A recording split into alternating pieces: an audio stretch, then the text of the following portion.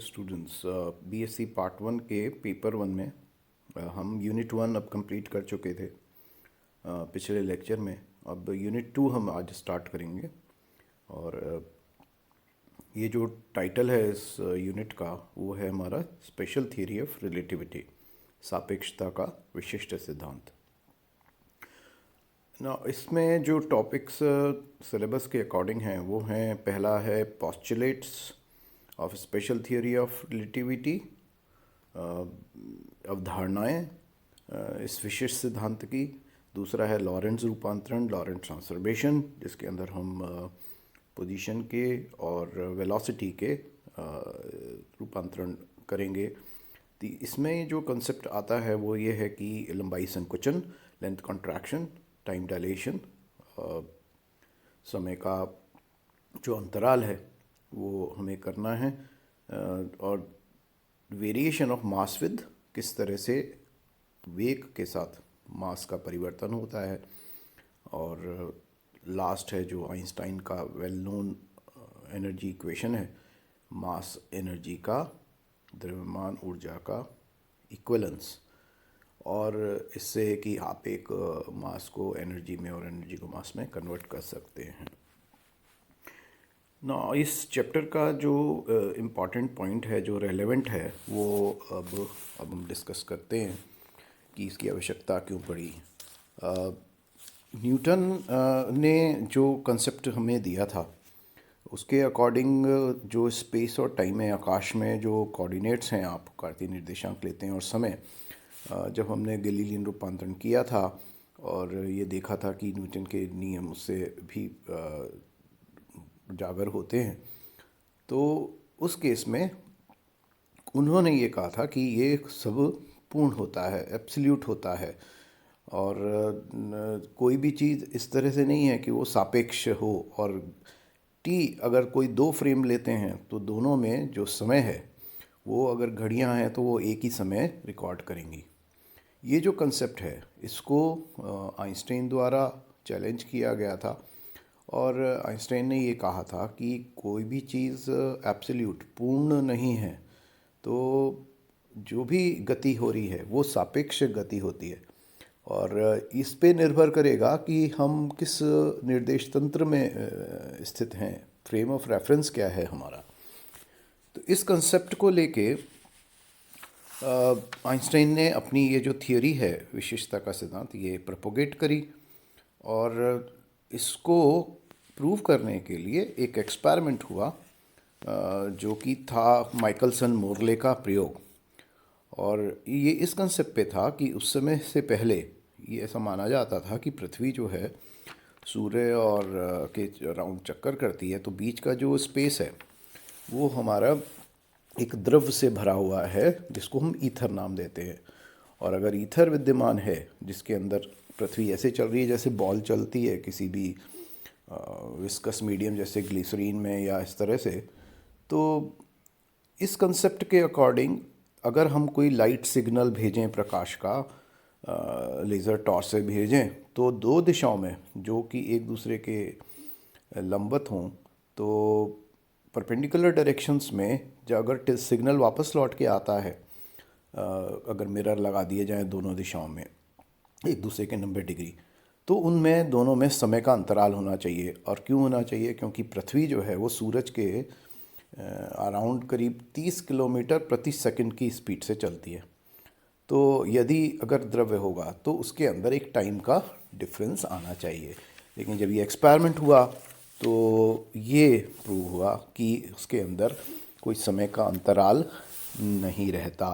और इसको कैसे पता करते हैं? तो इसको ईज़ करने के लिए एक इंटरफेरेंस जो है, व्यतिकरण, उसका फिनोमेना यूज़ करते हैं, जिसके अंदर कि अगर इस तरह से लाइट सिग्नल आए तो उसके अंदर जो फ्रिंज की जो उनकी लाइंस हैं वो उनके बीच में शिफ्टिंग होना चाहिए। तो इस तरह का ये फाइंड आउट नहीं हुआ, और इसको फिर इसलिए डिस्कार्ड किया गया कि स्पेस जो है वो खाली है, और जो भी गति होती है, चाहे सूरज के पृथ्वी के सापेक्ष है या चंद्रमा की है या किसी और चीज़ की कण की है, वो सब सापेक्ष ही गति होती है। और इस कंसेप्ट को लेकर उसने आइंस्टाइन ने ये थियोरी जो प्रोपोगेट की उसको हमें अब करना है। तो इसके दो अवधारणाएं हैं आइंस्टाइन की। पहला पोस्टुलेट है कि सभी जो all laws of nature must be same, remain invariant for all observers in uniform relative translational motion. इसको मैं हिंदी में आपको बताता हूँ कि इस प्रकृति में जितने भी प्रकृति के नियम हैं उनको वो सभी फ्रेम निर्देश तंत्रों में समान रूप से लगने चाहिए। पहली चीज़, इसका मतलब ये है कि ये अचर रहेंगे। जो लॉ हम पृथ्वी पर लगाएंगे वही लॉ हम और भी जितने जितने भी सिस्टम्स हैं, जितने भी मान ली प्रेक्षक कहीं और बैठे हैं, वो भी वही लॉ को यूज़ करेंगे। ये पहला इम्पॉर्टेंट चीज़ थी। तो जहाँ पे भी, लेकिन इसमें एक कंडीशन है कि उनकी जो गति है वो समान सापेक्ष गति होनी चाहिए। मीन्स पृथ्वी के सूरज के सापेक्ष पृथ्वी की गति यूनिफॉर्म होनी चाहिए, एक समान होनी चाहिए सापेक्ष गति। जैसे चंद्रमा की पृथ्वी की सिस्टम लेंगे तो उनके भी सापेक्ष गति तो वो यूनिफॉर्म होनी चाहिए। तो पहला ये है कि उसके अंदर जब इस तरह होगा तो उनके अंदर भी वही लॉ लगेंगे जो कि यहाँ लगेंगे। दूसरा इसका अवधारणा है कि जो स्पीड ऑफ लाइट है, प्रकाश का वेग, वो एक भौतिक अचर रहेगा सभी फ्रेम्स में जहाँ पे कि प्रेक्षक बैठे हैं। तो उनकी जो समान c अगर पृथ्वी पर मेजर कर रहे हैं तो भी उतना ही होगा, 3 × 10⁸ मीटर पर सेकंड। और यदि आप किसी और ग्रह पर जाएं या किसी और तारे पर, स्टार पर चले जाएं तो भी वही वैल्यू इसकी मेंटेन रहेगी। तो इसका फ़र्क क्या पड़ता है? क्योंकि हमने जो न्यूटन वाले नियम देखे, गैलीलियन के ट्रांसफॉर्मेशन देखे, उनके अंदर जो वेग निकालते हो आप वो d/, दूरी बटा समय से निकालते हैं। तो डिस्टेंस अपॉन टाइम से यदि अगर c से रिमेन सेम अगर रहता है, c सेम रहता है सभी में, तो उनके हिसाब से दूरी में अगर परिवर्तन होता है किसी भी चीज़ की तो समय में भी उतना ही प्रोपोर्शन में परिवर्तन होगा। क्योंकि c को मेंटेन करने के लिए d और t के जो रेशियो है उनका अनुपात भी चेंज उसी रूप में होना चाहिए। लेकिन गैलीलियन रूपांतरण के अनुसार v का मान कोई भी ले सकता है वो, और इसलिए वो c को क्रॉस भी कर सकता है। तो यहाँ पे ये चीज़ इम्पॉर्टेंट है। और दूसरा ये है कि जैसा ने कहा, क्योंकि सापेक्ष गति है और इसके अंदर अब क्योंकि इस फॉर्मूले को अगर लें तो अगर c को मेंटेन करना है तो t भी t' के, मतलब दो फ्रेम्स अगर आप लेते हैं s और s', तो t के बराबर नहीं आएगा। दोनों फ्रेम्स में अगर घड़ियां हैं तो वो अपने अपने समय जो है वो रिकॉर्ड करेंगे किसी भी प्रेक्षण के लिए। कोई अगर इवेंट होता है, घटना घटित होती है किसी स्थान पे, तो वो दोनों फ्रेम्स जो हैं अपने अपनी क्लॉक के अनुसार समय बताएंगे। ये इसका इम्पॉर्टेंट कंक्लूजन है। तो इसको करने के लिए इसका मतलब ये हुआ कि गैलीलियन रूपांतरण में एक आवश्यकता है कि एक दूसरा रूपांतरण हम करें। और किस तरह का रूपांतरण होगा, इसको नाम देते हैं हम लॉरेंट्ज़ ट्रांसफॉर्मेशन या लॉरेंट्ज़ रूपांतरण। ना लॉरेंट्ज़ रूपांतरण को करने के लिए आप ये दो जो फिगर में दो फ्रेम्स दिए हुए हैं s और s', s का जो कोऑर्डिनेट्स हैं वो x, y, z हैं और s' के x', y', z'। यहाँ पे इनके जो मूल बिंदु हैं, ओरिजिन है, उस पे दो प्रेक्षक बैठे हुए हैं o और o' पे, जो कि किसी भी पॉइंट P पर जो भी घटना घटित हो रही है उसको रिकॉर्ड कर रहे हैं। उनके कोऑर्डिनेट्स उस P से s के सापेक्ष r है और s' के सापेक्ष r' है। और ऐसा हम मान रहे हैं कि जो भी गति हो रही है वो x या x' दिशा में हो रही है। तो y', z' और yz जो प्लेन है उनके अंदर तल में कोई भी गति नहीं है, वो एक दूसरे के पैरेलल भी हैं, Y Y Y dash, Z Z dash, और इसलिए सारा जो भी प्रोसेस हो रहा है वो मान लीजिए एक्स वाई तल में ही हो रहा है। तो ये हमारा मूलभूत है। तो पी पे जो एस फ्रेम वाला ऑब्जर्वर है, प्रेक्षक बैठा है, वो कोऑर्डिनेट्स को मेजर करेगा एक्स वाई जेड टी, और एस डैश वाला मेजर करेगा X dash Y dash Z dash T. अब यहाँ पे हम ये मान लेते हैं कि अब इनिशियली प्रारंभिक रूप में ओ और ओ डैश दोनों एक ही पॉइंट थे, और उसके बाद ओ डैश जो एस डैश फ्रेम है वो एक वी स्मॉल गति से मूव करना शुरू किया उसने।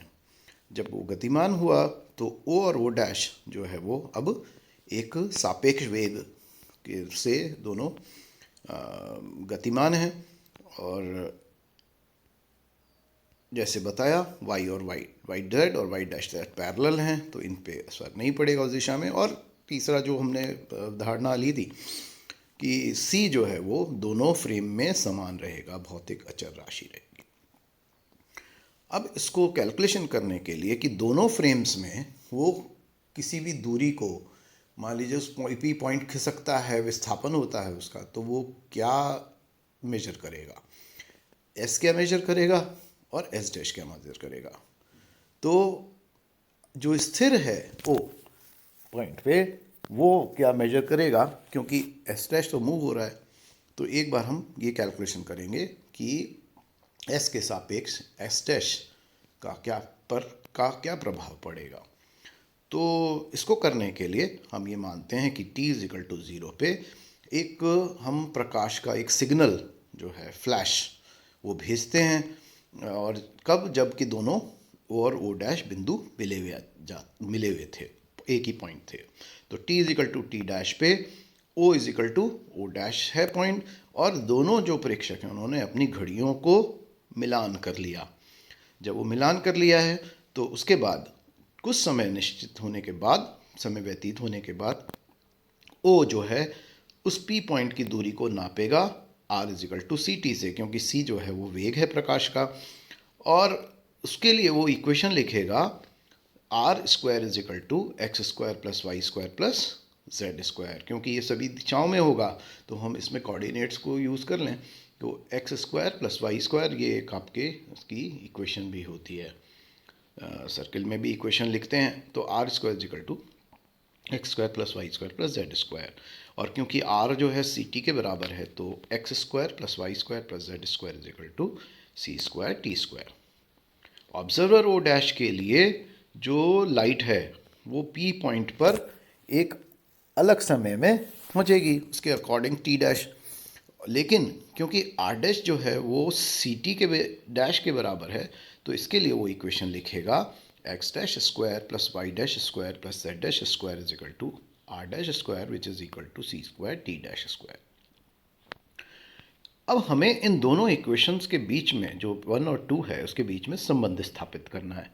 इनको स्थापित करने के लिए हम ये देखें कि इनमें y और y डैश में कोई परिवर्तन नहीं हो रहा, तो उस दिशा में y is dash is equal to y, z dash is equal to z, और जो वो o डैश है, जो दूरी हुई जिससे कि एस डैश सापेक्ष v गति से कर रहा था एस के सापेक्ष, तो o डैश हो गया वी टी, और ओ डैश के लिए लेकिन x is equal to V T जब x डैश 0 हो, तो अभी हम उसके बारे में नहीं सोचा। तो अब हम आगे चलें, लेकिन इसमें जो प्राइमरी हमारा कंसर्न रहेगा वो ये है कि कोई भी रूपांतरण करें तो वो बहुत ही, अगर अत्यंत स्मॉल वेग है, बहुत ही छोटा वेग, क्वांटिटी का वेग है सी के सापेक्ष, अगर बहुत स्मॉल है क्वांटिटी बी की मान, तो उसके लिए वो गैलीलियन रूपांतरण में कन्वर्ट हो जाना चाहिए, जैसा कि हम नॉर्मल एवरीडे अपनी लाइफ में देखते हैं। जितने भी हम पृथ्वी पर फिनोमेना होते हैं उन सब के लिए हम न्यूटन के लॉज लगा के काम चला लेते हैं। तो ये जो रूपांतरण है कोई भी करें तो वो गैलीलियन रूपांतरण में परिवर्तित होना चाहिए। अब जो जितना भी